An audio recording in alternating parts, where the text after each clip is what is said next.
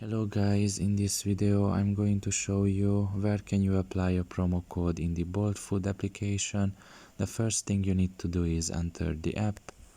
Once you are done with that and you are in the home page, you should look at the bottom of your right corner and there you will see your profile. Press on it.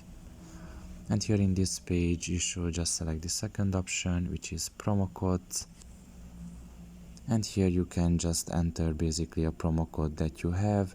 You can just enter the promo code here and you can press apply down below, and after that you will be able to get the price, whatever that price may be. So yeah, it's pretty easy to do. You just write that in and press apply, and after that you will get basically the price just like I said.